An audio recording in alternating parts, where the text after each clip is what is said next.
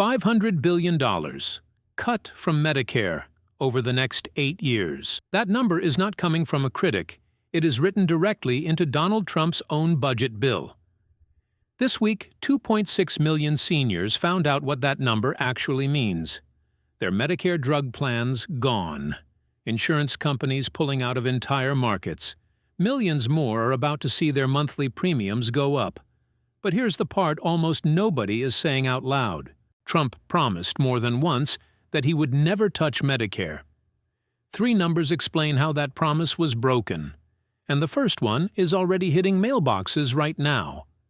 Start with the number itself, because everything else follows from it. $500 billion, not a projection from an opposition think tank. That is the amount independent budget analysts say will be cut from Medicare over the next 8 years under Trump's own legislation. The bill he signed and called, in his own words, big and beautiful. Buried inside that same bill was something even bigger. A separate automatic cut of $536 billion, triggered by a federal law called PAGO, because the bill added so much to the national debt. That second cut was only stopped after months of public pressure in November of last year. It was never supposed to become public knowledge at all. Now hold that number next to what Trump said, on camera, multiple times, before he signed anything. He said he would not cut Medicare. Seniors heard that promise. Many of them voted based on that promise. The bill he signed does not just bend that promise. It breaks it in writing, with a number attached. Here is what that number looks like on a kitchen table. 2.6 million people right now have already lost their Medicare Advantage prescription drug plan. Not because they chose to switch, because the insurance companies that ran those plans pulled out of their county entirely, ahead of this year's enrollment period. That leaves someone in their 70s, on a fixed income, searching for a new plan in the middle of tax season, often for medication that keeps them alive. And it is not just the people who lost a plan completely.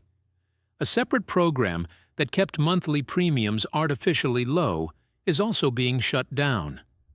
Officials confirmed this week that the base monthly payment for Medicare drug coverage is set to rise from around $39 to over $41 next year. That increase sounds small until you are choosing between refilling a prescription and paying the electric bill. For someone managing 3 or 4 medications, that gap adds up fast, every single month, for the rest of their life. So here's the question nobody in Washington wants asked out loud. If seniors will not find out their new rates until the fall, right around the midterm elections, is that a coincidence? Or is it the plan? Stay with me, because the timeline behind this decision is more revealing than the number itself.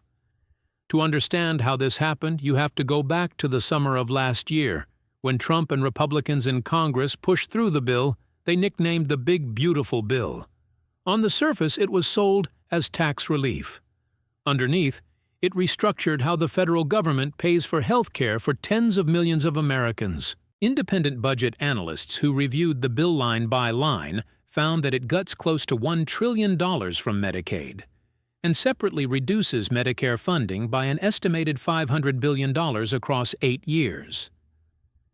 Supporters of the bill framed those numbers as long overdue efficiency reforms. Critics called it the largest rollback of health care spending in the country's history. Both sides agree on one thing: the dollar figure is real. What almost nobody outside of Washington noticed was a second mechanism buried in the same legislation. Because the bill added trillions of dollars to the national debt, it automatically triggered a rule called the Statutory Pay As You Go Act. That rule exists to force spending cuts whenever a new law is not paid for.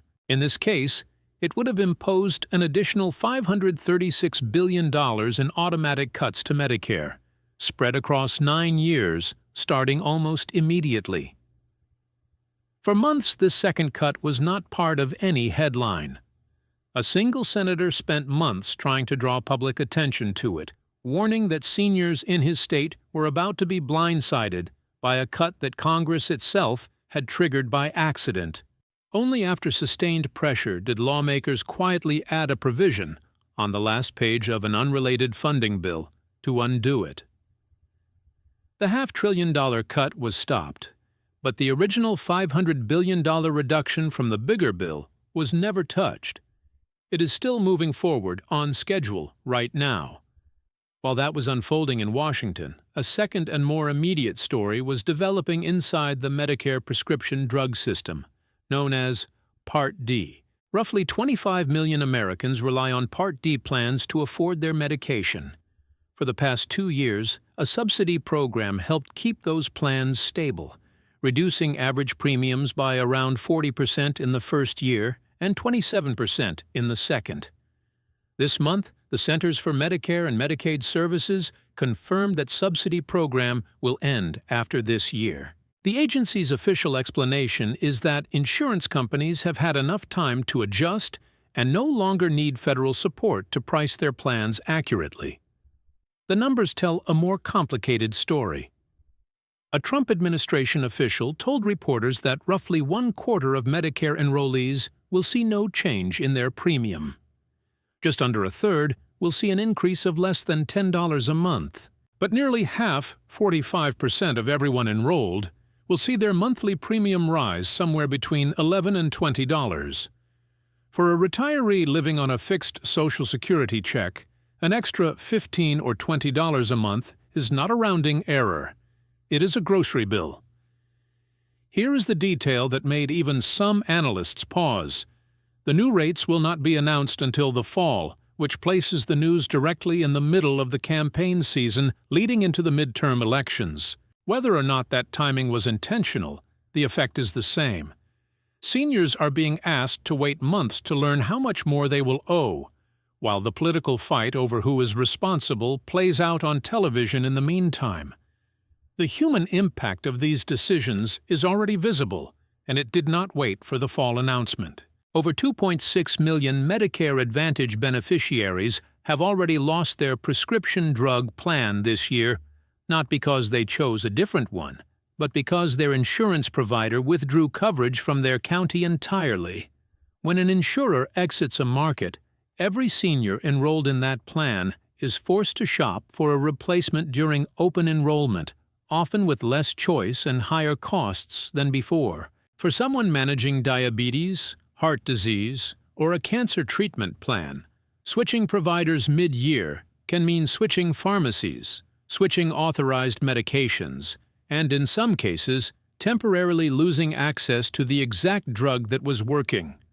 Layer on top of that the broader Medicaid cuts from the same legislation, and the picture gets worse. Nearly $1 trillion was removed from Medicaid funding, a program that, alongside Medicare, covers nursing home care for millions of older Americans who have exhausted their savings. Independent tracking organizations estimate that millions of people have already lost some form of health coverage since the bill passed, with millions more projected to lose coverage in the coming years as the funding reductions phase in. Premiums for people buying insurance on their own have already more than doubled for over 20 million families, after separate tax credits that made coverage affordable were allowed to expire. None of this happened by accident, and none of it happened without warning. Before the bill passed, lawmakers on the other side of the aisle sent a direct letter to Trump, reminding him of his own past statements that he would use his deal-making skills to lower drug prices, not to raise them. They warned specifically that allowing pharmaceutical companies to roll back existing Medicare price negotiations would raise costs for over 60 million beneficiaries. At the time, those warnings were dismissed as political noise. A year later, the specific dollar figures in those warnings are now showing up in agency fact sheets and insurance company disclosures. To be fair to the other side of this story, the administration has also announced some real savings. Health officials this year touted a new round of negotiated Medicare drug prices, covering medications including popular diabetes and weight loss drugs, along with treatments for asthma and arthritis. Officials say those negotiations will save billions of dollars for taxpayers and for seniors who take those specific medications. That is a real number, and it deserves to be part of the full picture. But it does not cancel out the $500 billion structural cut working its way through the system. And it does not restore the prescription drug plans that 2.6 million people have already lost. Savings on 15 specific drugs do not offset a subsidy program ending for 25 million people. So where does that leave the average senior trying to plan a budget for next year? The honest answer is uncertainty. Anyone currently enrolled in a Part D plan will not know their exact new premium until open enrollment materials arrive in the fall.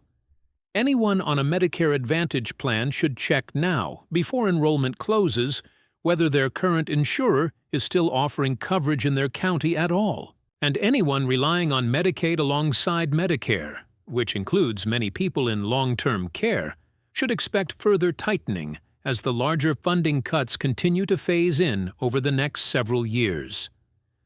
What makes this story different from a normal budget dispute in Washington is the gap between what was promised and what was delivered. A promise not to touch Medicare is not a vague policy preference. It is a specific, repeated on-camera commitment that millions of older voters heard directly and factored into how they planned their retirement. The bill that followed did not raise taxes to protect that program. It restructured it, delayed the bad news until after the news cycle moved on, and left the people most affected to find out the details from an insurance letter rather than from the person who made the promise in the first place. It helps to understand why a subsidy program even existed in the first place, because that context explains why removing it matters so much. When Medicare Part D was redesigned a few years ago, insurance companies suddenly faced a new level of financial risk in how they priced their plans. To prevent premiums from spiking while insurers adjusted to the new rules, the government stepped in with a temporary bridge, a subsidy meant to smooth out the transition. It was never advertised as permanent, but it was working exactly as intended, and by most measures, working well. Premiums stayed low. Enrollment stayed stable.